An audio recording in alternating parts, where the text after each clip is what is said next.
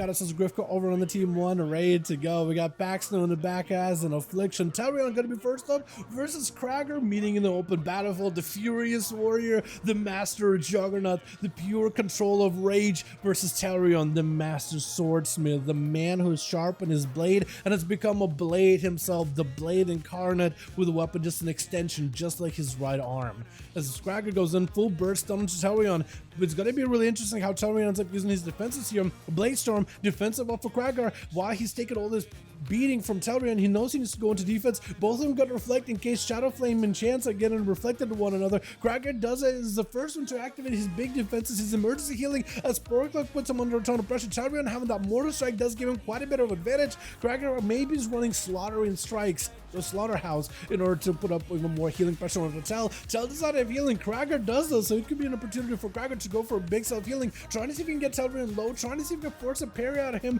before he has to force his own big defense. It's going to be that Warlock Hellstone for Krager. Telrion already used his. Krager in the Execute Rage does go in for big healing. Going to be a stun as Telrion backing up out of the Krager. I think it's just left with the blade. Telrion does not have any blades though, so it might actually give him a bit of an advantage. Krager charging in and making sure Telrion cannot recover a ton of health. Going to be that Ignore Pain charge, and then Krager got himself plenty of damage though, as Avatar fueling his onslaught right now. Disarm for a quick second as Telrion trying to see if he can make a couple of cuts, and Krager led the blades exsanguinate him over time. Big Warbreaker shattering his defenses as Krager does activate even more damage. Another set of Avatar. Telrion with a parry right now, trying to see if he can get counter aggressive here. Krager dropping super low into a shockwave right after. Big executes to follow. Will it be enough? They got him to reflect. Maybe he can reflect something back to Krager into a Stormbolt. Does I think Telrion looking for a bit of health recovery. His Godblades at a Krager. He can go for a lot of recovery. Look at the health regen. Stunned by Krager. Needs something right now. Anything just to heal this, just to live this. That's the one advantage that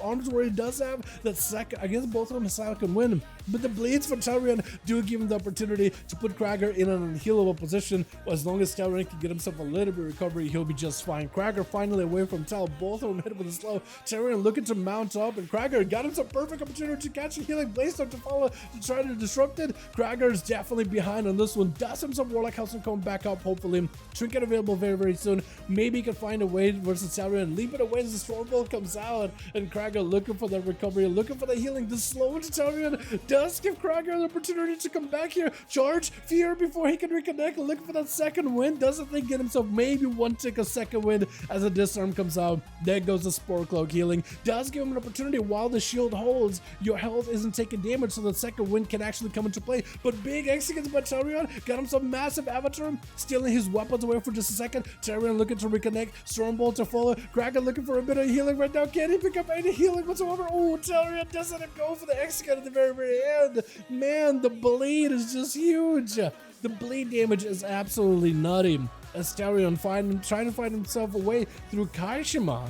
Kaishima on the team too. I didn't realize we also got ourselves Arizona as a hunter. We got ourselves Panda. We got ourselves Sid as well. Kaishima hit with a Mortal Call. It's going to be tricky for Telrion. Try to see if he can go for a bit of a Blade Storm into an Avatar. Kaishima playing the Destruction Warlock. He's going to want to go for the big Chaos Bolts. Trying to see if he can maintain his pet. But actually, look, the bleeds as well as the health funnel he's given to his pet. The man has actually put himself in a bad spot. Stun. Telrion trying to see if he can take advantage here. Looking to see if he can pick up a couple of those executes. Reflect last second. Trying to see if he can back away from Kaishima while an Infernal is active. He can't really get away from the Infernal. Maybe he can go for a Shadow Meld.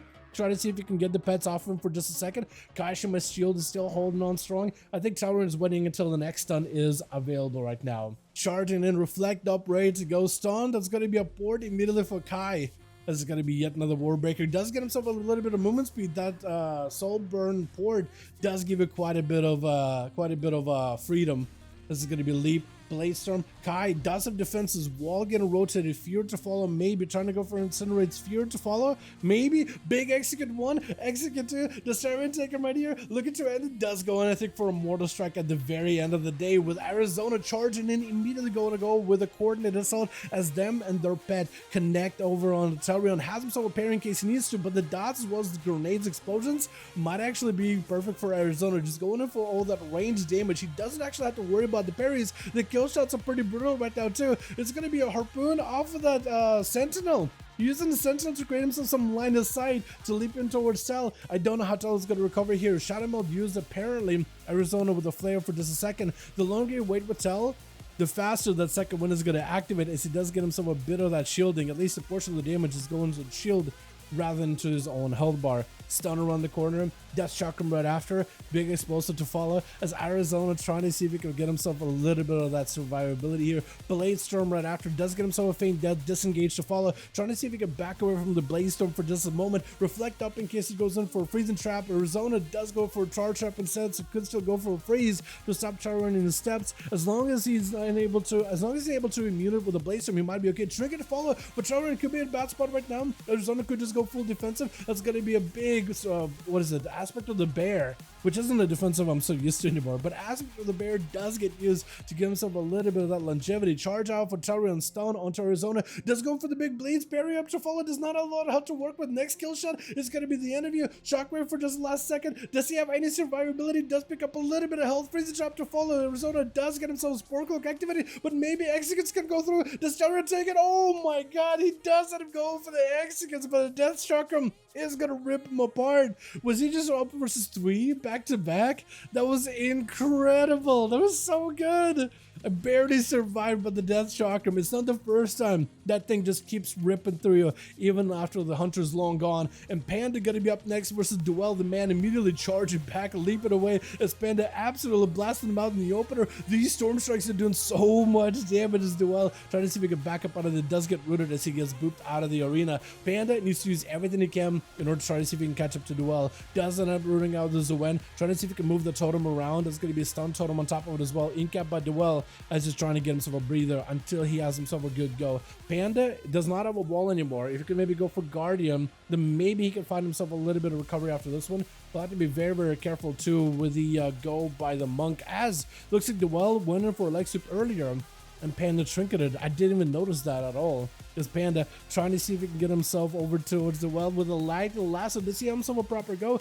Bloodlust is available very, very soon, but Alexius is back up for Duel. For Panda, it might not be a great situation. Needs to use Summon right now, anything to survive. Does try to go for a knockback. Needs to use the Guardian and then go counter offensive. Burrow to follow. Does give himself a little bit of survivability. Does he have Bloodlust? Does he have the big damage? Trying to go for self-healing. Guardian to follow. He just needs to go counter offensive. Maybe he can do it. Oh, but a big kick by Duel. He still had a karma in his back pocket. This is where the Shaman needed big burst just out of nowhere just to go for big damage on the Duel, recover a ton of health, and then go for self-healing. But with dampening this high up, it is a little bit rough right now. Sid trying to see if he can survive this go. Big kicks right now by Duel into a bash to follow. Does get himself full incarnation. Knock back into Duel last second. It is going to be a full karma. Trying to see if he can reverse a lot of this boomy damage back into the druid instead. As he got jabs, not letting Sid go ahead on your breather whatsoever. But I think it was just a touch death at the end, wasn't it? Oh my goodness, that is a lot of pressure. Tarion picking up too, and Duel finishing off with his team by the looks of it. Well done, well done. Let's get these boys another round here, yeah? I think right now it's going to be Kraga versus Jay, but we got to give Jay a full 5-man team, yeah? So let me see if we can focus on that, chat.